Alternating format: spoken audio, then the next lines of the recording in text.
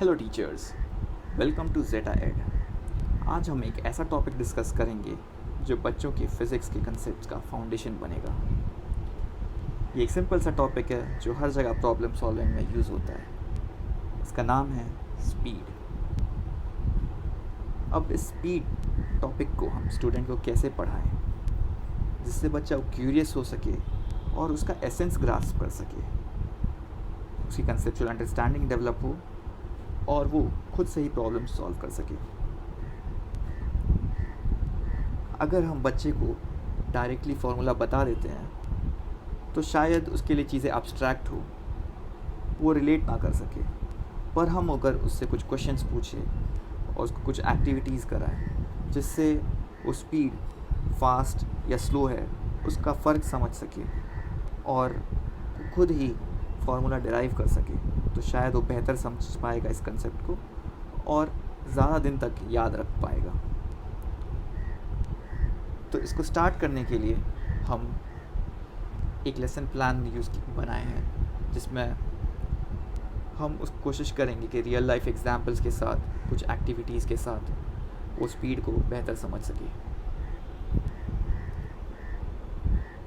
So let's ask the students a few question.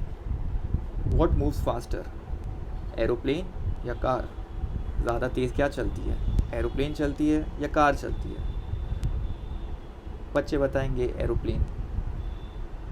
उसी तरह हम पूछ सकते हैं ज़्यादा फास्ट कौन बॉलिंग करता है, बुमराह करता है या हार्दिक पांड्या? बुमराह एक फास्ट बॉलर है जो ओवर 150 की स्पीड पे बॉल करते हैं और हार्दिक पांड्या एक मीडियम पेसर है, तो नेचुरली आंसर बुमराह होगा। उससे और सिंपल सवाल पूछ सकते हैं, जैसे क्लास में सबसे फास्टेस्ट बंदा है कौन? तो रेस लगाएंगे, जो फास्ट जीतेगा वो आएगा। तो ये हम डिसाइड कैसे कर रहे हैं कि ज़्यादा फास्ट क्या है? ये क्वेश्चन का आंसर स्टूडेंट से आना चाहिए। अब डिस्कशन के बाद हम इसको रिलेट करेंगे स्पीड को डिस्टेंस से। इसके लिए हम दो स्टूडेंट को चूज़ करेंगे, एक फिक्स्ड डिस्टेंस मार्क करेंगे और उसमें कहेंगे एक स्टूडेंट को दौड़ने और एक स्टूडेंट को कहेंगे चलने। तो डिस्टेंस फिक्स्ड है, इसमें हम कहेंगे बाकी क्लास को कि सेकेंड्स काउंट करे, कितना टाइम लगा, जो दौड़ रहा है उसको कितना टाइम लग रहा है और जो चल रहा है उसको कितना टाइम लग रहा है। फिर हम क्लास डिस्कशन करेंगे and will ask the students both have covered the same distance, right? क्योंकि डिस्टेंस फिक्स्ड है तो सब बोलेंगे येस, डिस्टेंस इज़ राइट। तो दोनों में डिफरेंस क्या है? नेचुरली टाइम का डिफरेंस है। तो क्या हम ये कह सकते हैं कि अगर डिस्टेंस सेम है, फिक्स्ड है, तो जो कम टाइम ले रहा है वो फास्टर है, राइट? इसी तरह हम कह सकते हैं जो ज़्यादा टाइम ले रहा है वो स्लो है। इसके ऊपर हम और डिस्कशन कर सकते हैं। फिर हम अगले एक्टिविटी के लिए स्पीड को टाइम के साथ रिलेट कर सकते हैं। अब हमारा डिस्टेंस फिक्स नहीं है, पर इस बार टाइम हमने फिक्स कर दिया है 5 सेकेंड। अब एक स्टूडेंट को हम कहेंगे कि आप दौड़ो 5 सेकेंड और एक स्टूडेंट को कहेंगे आप वॉक करो, चलो 5 सेकेंड। फिर हम पूरी क्लास से पूछेंगे now both have travelled for the same time, correct और रॉन्ग? तो करेक्ट, हमारा टाइम तो 5 सेकेंड फिक्स्ड है। तो डिफरेंस क्या है? अब तो डिफरेंस डिस्टेंस है। तो हम ये कह सकते हैं अगर टाइम सेम है तो जो ज़्यादा डिस्टेंस ट्रैवल कर रहा है उस फिक्स टाइम में उसकी स्पीड ज़्यादा है और जो कम डिस्टेंस ट्रैवल कर रहा है उस फिक्स टाइम में उसकी स्पीड कम है। तो इससे हम अंदाज़ा लगा सकते हैं टाइम और डिस्टेंस में स्पीड का क्या रिलेशन है।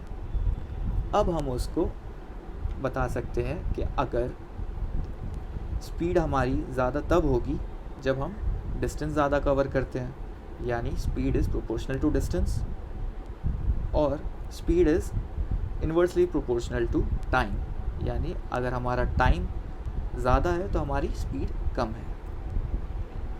तो इस तरह से हम फाइनली बोर्ड पे लिख सकते हैं speed is equal to distance upon time, यानी स्पीड डायरेक्टली प्रोपोर्शनल डिस्टेंस से है और इन्वर्सली प्रोपोर्शनल टाइम से है। अब हम रियल लाइफ एग्जांपल्स का इस्तेमाल करेंगे जिससे और बेहतर क्लैरिटी आए। जैसे स्टूडेंट से अगर पूछा जाए एक एरोप्लेन की स्पीड क्या होती है तो शायद वो नहीं बता पाएगा, पर अगर हम एक लखनऊ से दिल्ली का फ़्लाइट का डिस्टेंस बता दें और जो ऑफिशियल टाइम है पीरियड है कोई भी फ़्लाइट का अराउंड 30 मिनट्स वो बता दें, तो क्या स्टूडेंट उससे स्पीड कैलकुलेट कर पाएगा?